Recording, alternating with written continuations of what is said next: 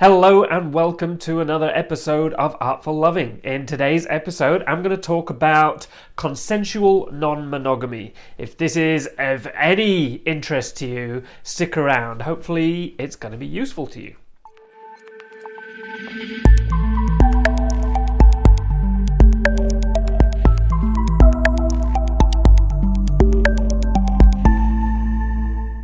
Hi there, I'm Nick Tovey, relationships and intimacy counsellor and coach, and I'm very happy to have you with us today in this episode. If you'd like to learn a little more about me, then head to my website, nicktovey.com. And of course, if you haven't already, if you're new to the channel, please click the subscribe button so you can get informed when there's new videos that are going to be useful for you and your relationship journey. So a few episodes back, I talked about redesigning monogamy. Obviously, we all know that monogamy has been the most popular, common, accepted version of relationships for a long time now. And of course, there's been shifts and changes around how we do monogamy, how we expect monogamy to happen. And that particular video was talking about letting go of some of the old and outdated ideas of what monogamy should be or could be for us. So I think it's important that no matter what sort of relationship style we want to enter into, we do it with some awareness, with some intentionality, and then of course set up some agreements with our partner around how we want to do that. So here I'm delving into, a different version of relationship style, what is commonly called today consensual non-monogamy. So this is when we've come to the realization that monogamy isn't really our bag. It's not really serving us in the needs that we have and what we think is possible when it comes to holding down and being in and participating in really beautiful, fulfilling, engaging, exciting, passionate relationships. It's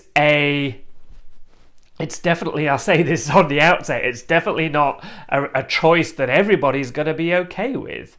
And yet there's so much on the spectrum when we're talking about what non-monogamy can look like. And I think it's important to understand that when we are wanting to disrupt our ideas of what relationship can look like and maybe fly in the face of or let go of some of the old ideals of what monogamy, the accepted monogamy version should be or could be, there's a whole array of options available to us when we do enter into something that may not fit the old monogamy paradigm.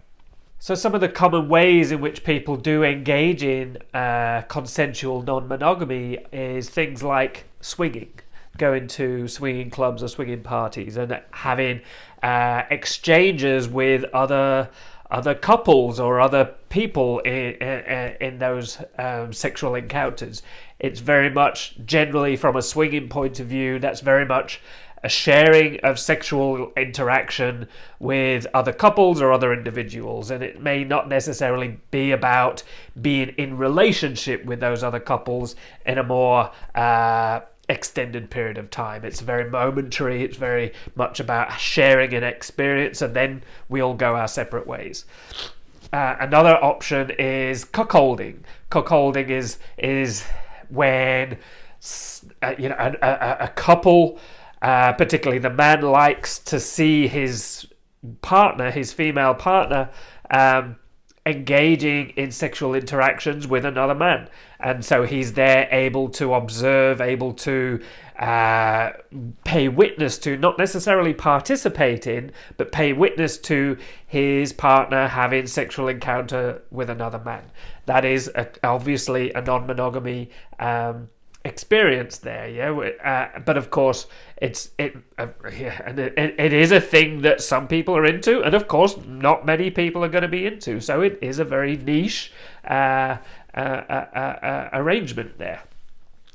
Another, and I think probably the most common experience of non-monogamy that is definitely gaining a lot of popularity these days is what we call polyamory. And polyamory essentially means multiple loves. And so it's an experience where we do engage with multiple partners potentially in loving and sexual relationships. So it's a recognition that love doesn't necessarily only have to be expressed between two individuals. It can include multiple individuals, and for some it does include quite a network of individuals. Of course, everybody has their own ideas and their own comfort levels around what can be explored and shared with multiple individuals. People can also have what's termed more an open relationship, where and it's hard to create clear delineation and definitions around where one relationship style ends and another one begins. But essentially, my view of open relationships, it's more about one or both partners in a couple are able to have interactions with other people, but it's more of a casual encounter, not necessarily an ongoing relationship with another person, and it may not necessarily include the other either emotionally, psychologically, or even sexually. It's very much about, okay, I'm in relationship with you, you're my partner, and I'm going to go and have other experiences with other people. You know about it, you consent to it. It isn't cheating, but you're not necessarily involved in that other third way interaction there. So, and of course, it could be the other partner also has that desire, that freedom, that ability to go and have interactions with other people as well. In fact, a relationship where only one partner has that freedom, has that choice, and the other partner doesn't, then that's not a very good, healthy, consensual non-monogamy setup. Yeah, I think the point of it being ethical or consensual is that everybody's okay with this. The fact that we are agreeing to this, not under duress or coercion or manipulation, but we are agreeing to this. This is a choice that we're making, and this is our way of wanting to do this sort of relationship with this person or these multiple individuals. It's really important that, and this is what stands this consensual non-monogamy aside from just merely cheating or being non-committal.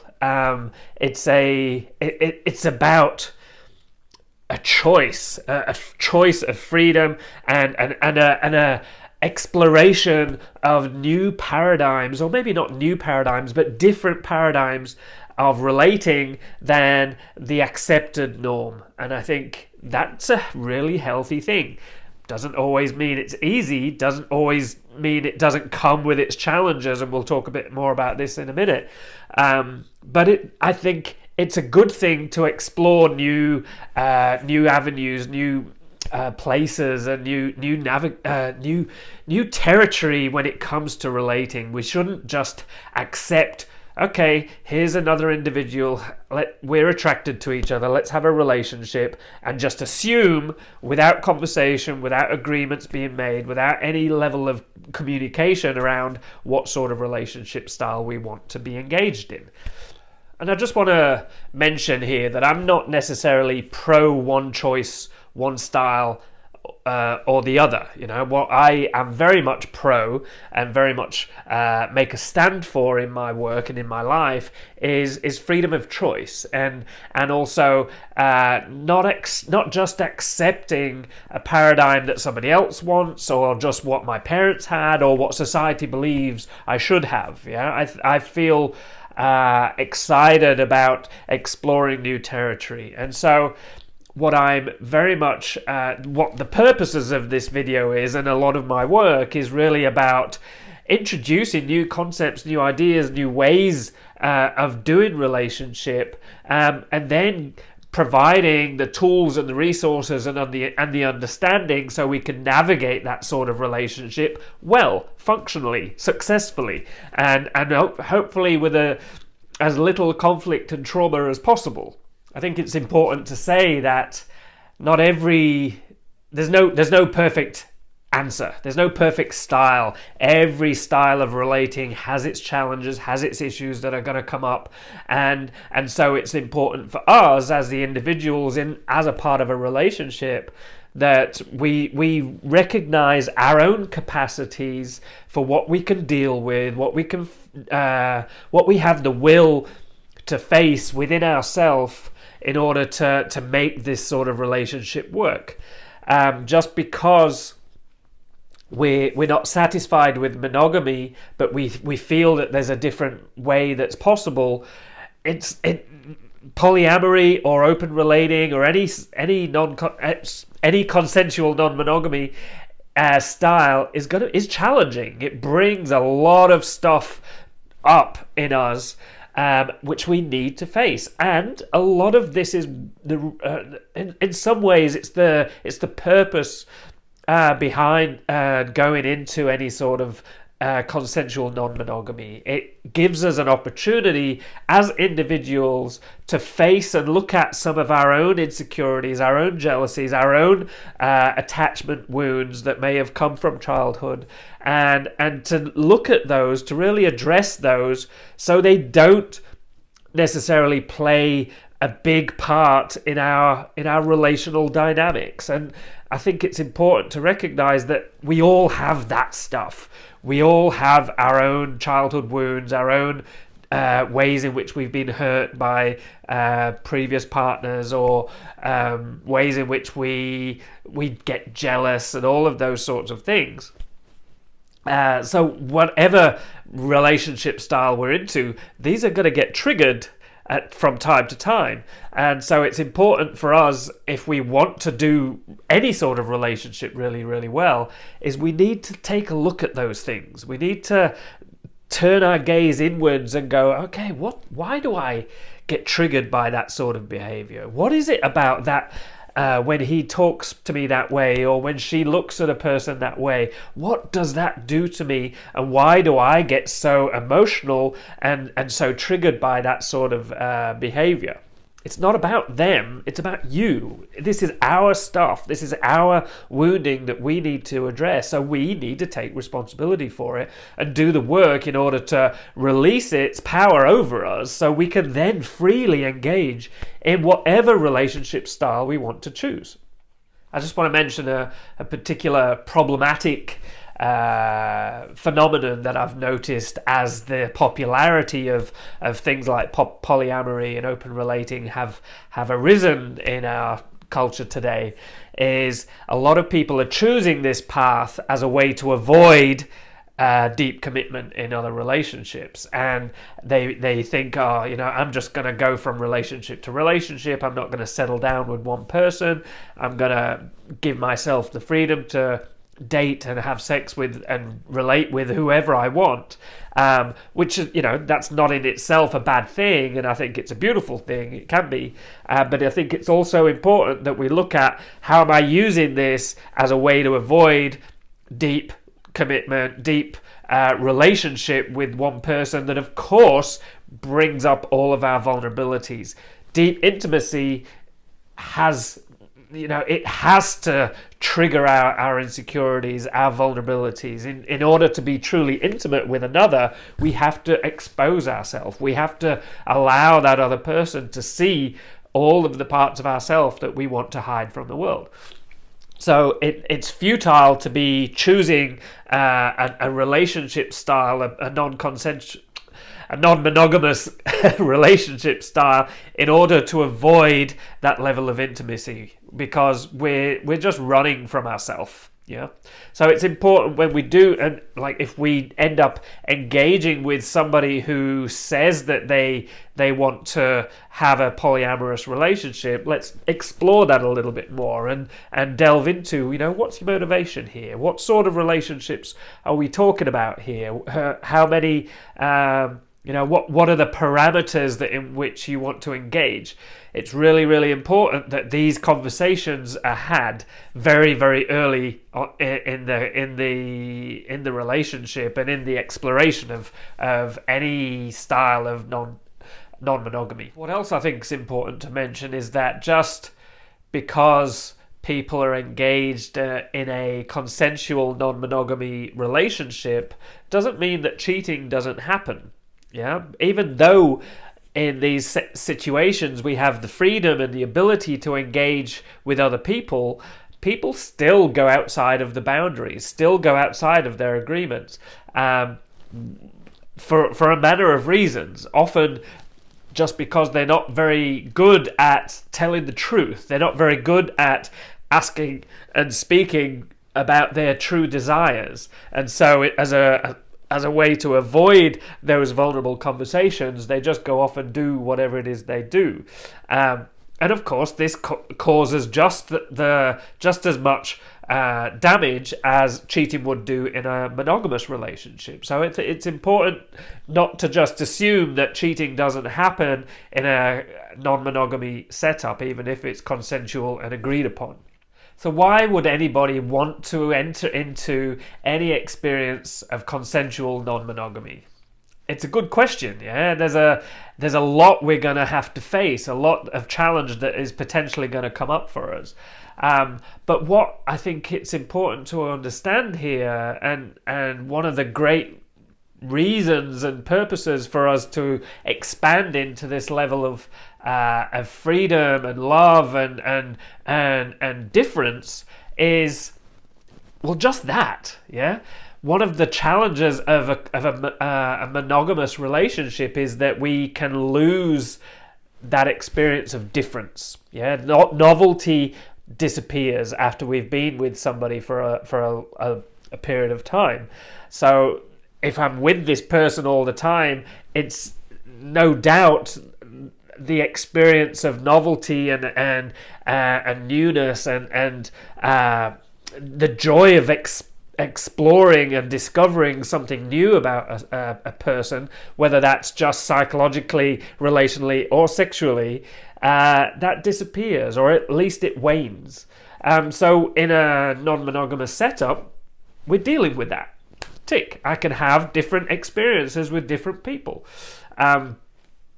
Also, we can the experience of autonomy, of freedom, is really important to everybody. I think everybody needs this experience of both connection and freedom, autonomy. Yeah, we want to be able to have our own freedom to say and do the things we want, and to explore our passions and our dreams and our desires and our attractions to other people. This is a very natural and normal part of being a human being, and a very healthy part of being a human being. And often that gets subdued in a monogamous relationship. And of course it doesn't have to, and this is why, go back to redesigning monogamy, the episode a few episodes back. It's important that we are able to maintain our sense of individuality, our differentiation from our partner, so we know who we are and what our needs are, what our desires are, what our boundaries are, what our dreams and aspirations are. Yeah.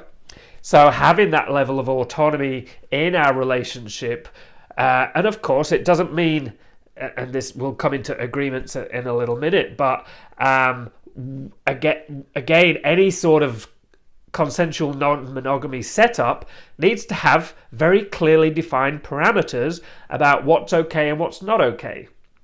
So freedom can occur, but here's what I'm going to be upset about if you do this. Yeah, what's going to trigger me? What's going to not feel so good? How I'm not going to feel respected and loved.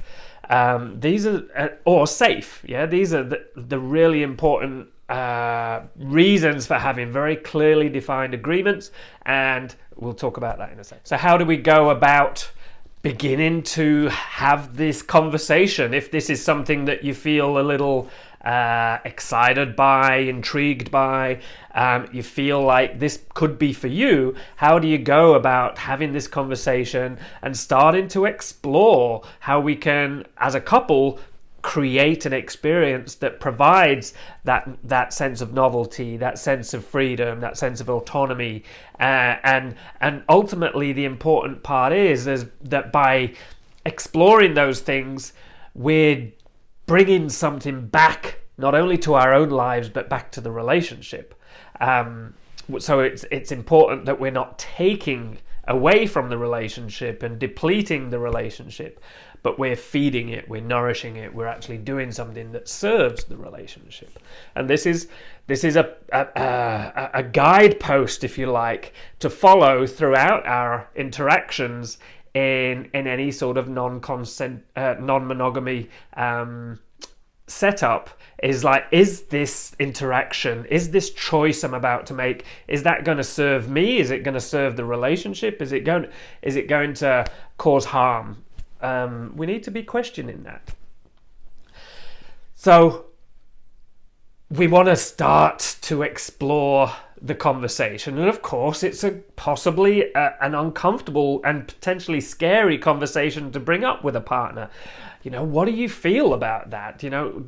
I've been reading or heard about this thing called polyamory or open relating or whatever it is that we feel we want to explore. What are your thoughts on that? What does it do to you? Does it scare you? Does it excite you? Does it intrigue you? Is it something that you would potentially explore with me? Do you feel like it's something that we could do together? And it could be that the first interaction may be a threesome with somebody. It may be somebody, a stranger that we pick up, or it could be a friend that we already know.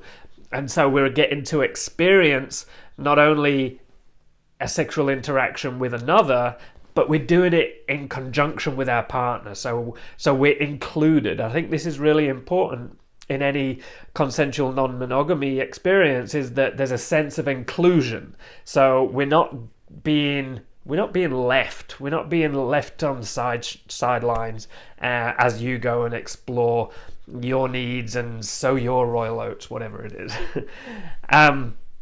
So a threesome is a really great way of being able to take a step towards something that includes non-monogamy.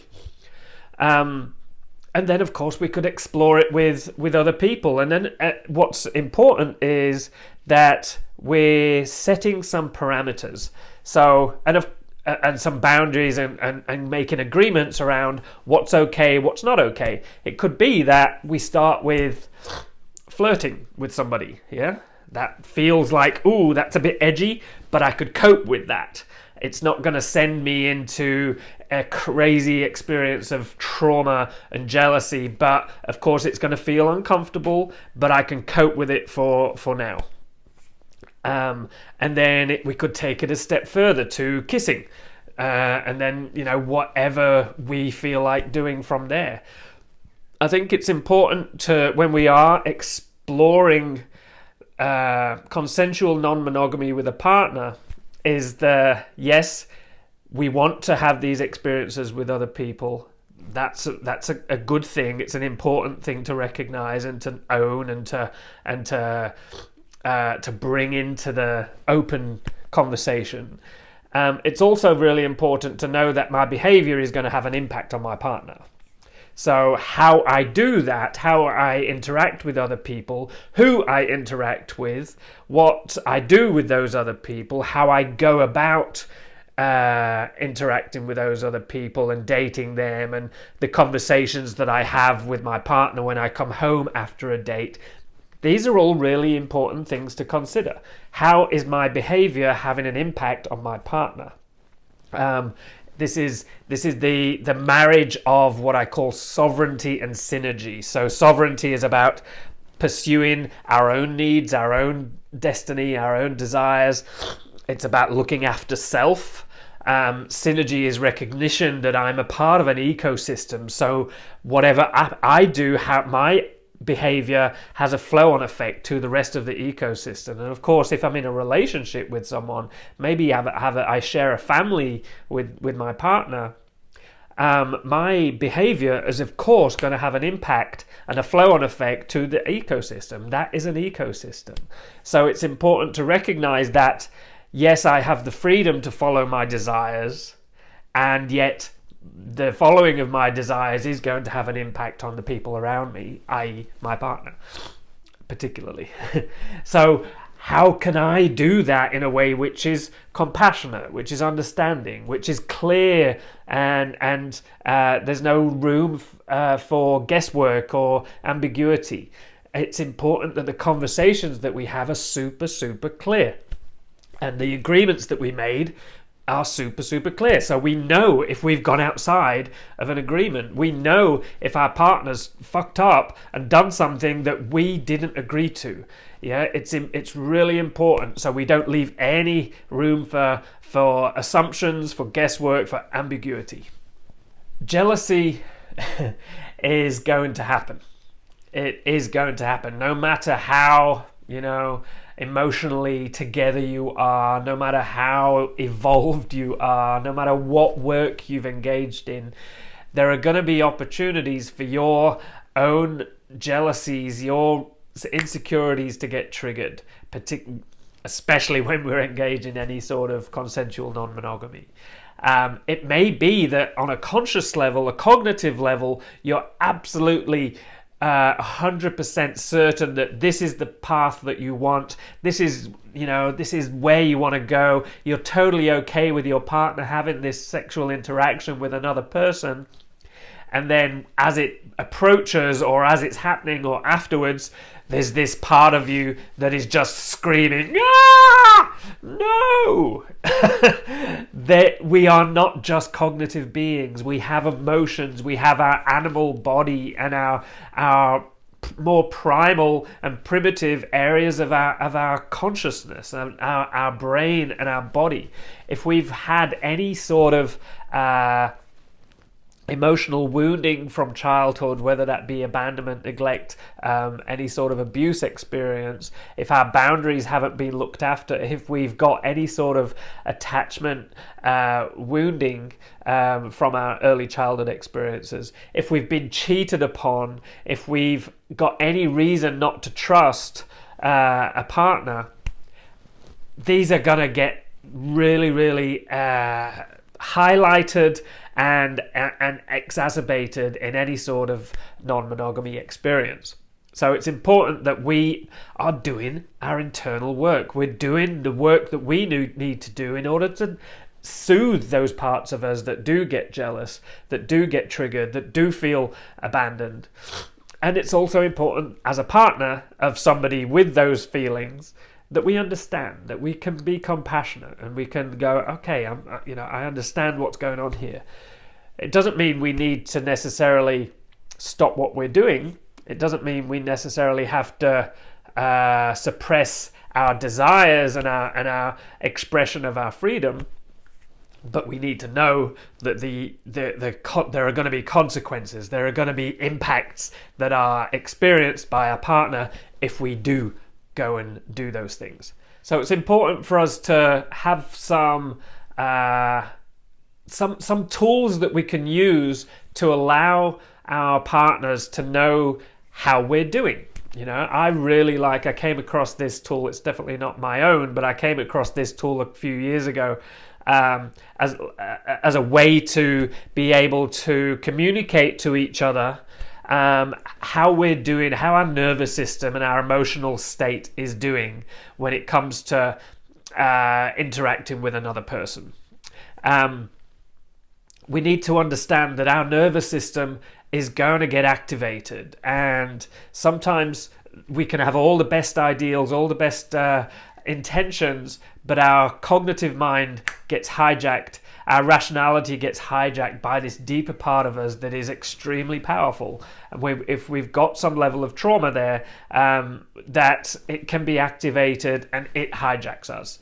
And so we need to not judge ourselves for that, not make ourselves wrong for that, but have some compassion for ourselves and our state and these parts of us, the animal being inside of us, the reptilian brain. It's very, very powerful, and it can really take over the whole system. So a good tool to use is the traffic light system. So green, amber, red. So green means, yeah, I'm good to go. You go ahead, you go and do what you need. I'm okay. I'm feeling good in myself. Yes, maybe I've got some discomfort. That's okay. But I'm okay. I'm dealing with it. Yeah. The important thing is I'm dealing with it. I'm taking care of myself. I'm feeling that I have capacity to deal with whatever I'm doing. Amber is, I'm a little shaky. Yeah. I'm feeling a little challenged by this situation, by this conversation, by your interaction with somebody else. And I just need a little bit of time. Maybe I ask for a pause. Can we just take some time? I need to go and do what I need to do to regulate, to self-regulate and ease my nervous system. Maybe there's some place for us to come together so you can help me co-regulate. So together we support each other in bringing our nervous systems down. And it doesn't necessarily mean that we're not going any further, but Amber is just like, just let's take a moment. Yeah, let's take a moment. I'm not doing so great, but I'm not in absolute trigger. Yeah, I'm not in absolute trigger. So that takes us to red. In red, I am in trigger. I am not coping. I am not dealing with this situation very well. Whatever is happening inside of me, I am overwhelmed and I cannot deal with this situation. That is a message to my partner that they now have the opportunity to choose me and our relationship over their interaction. Of course, they can make a choice that isn't that. And of course, there's going to be implications to that. That's going to really, really hurt. I'm going to have difficulty dealing with that situation if I'm already at red. So it really it's important for us to be able to listen to each other, to understand each other, to have really good, clear, open channels of communication. So we know where each other's at. And then so we've got all of the information available so we can make an informed choice around how we pursue, what our next steps are. So if I'm in red, it's like, stop.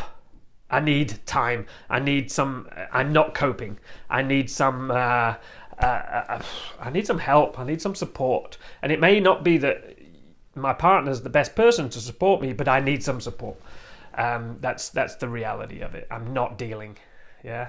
So I love that as a tool. I think it's a very important tool.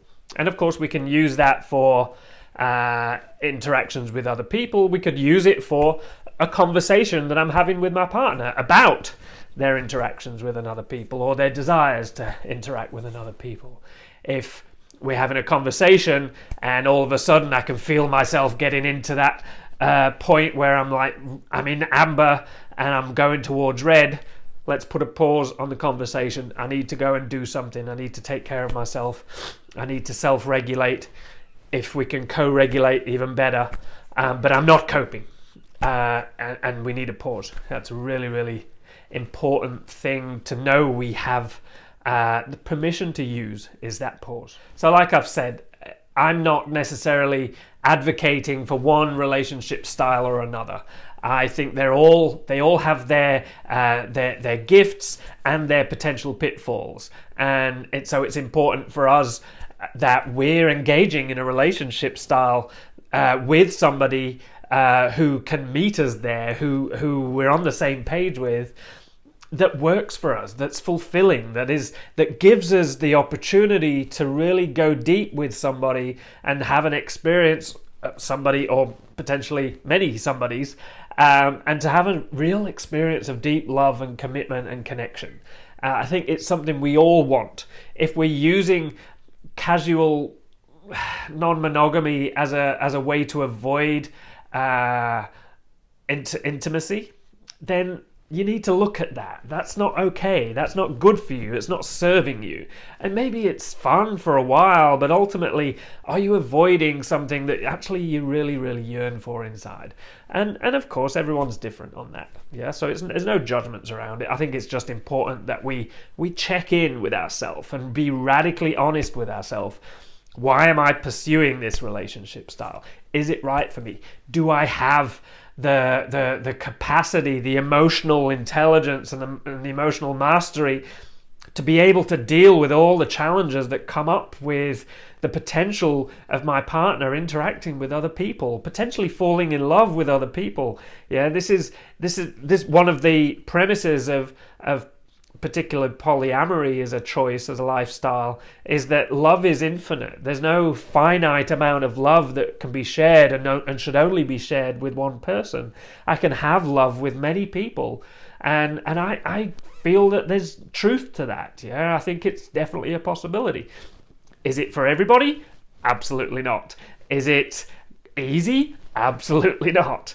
And I do speak from experience. This is something I have experience with. I've experienced multiple different styles of relationships, so I do speak from experience.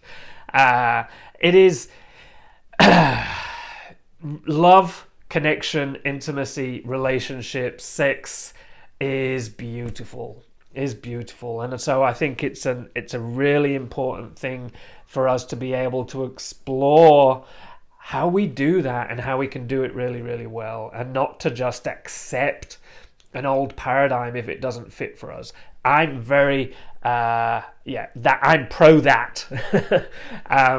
But of course, like I said, all of the different choices come with their challenges. So be prepared, do the work, get really, really good at communicating. If there's anything that's left unsaid, it's going to come back and bite you in the arse. If you aren't very clear, if you're letting somebody do something and you're not okay with it, it's going to hurt. It's going to come back and bite you in the ass. You are not fully consenting to that experience. If you just think, he wants to do that or she wants to do that, I'm not okay with it, but I don't want to upset her or him, and just let them do it. If you're not okay with it, you're not consenting. Yeah, that's not consent. So it's important that we have consent. This is consensual non-monogamy.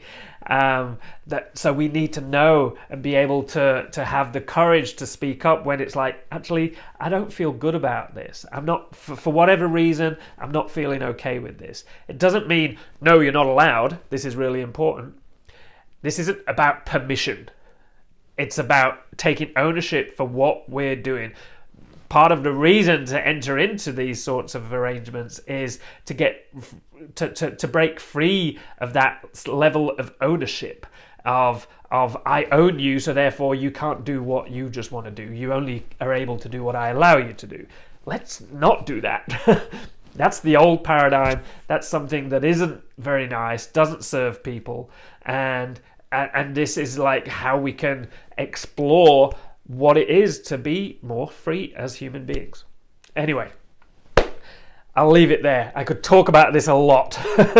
This is a big, big topic. And if you've got any questions, any concerns, any challenges that you're facing, either thinking about entering into consensual non-monogamy, or if you're in a non-monogamy setup with experience, or you've experienced it before and it hasn't gone so well, anything that you want to work with, I'm really, really happy to talk to you about that.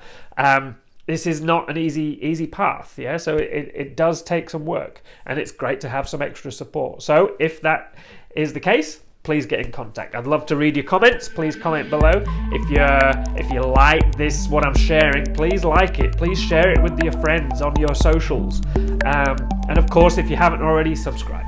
Thank you for being here. Until the next video, keep loving.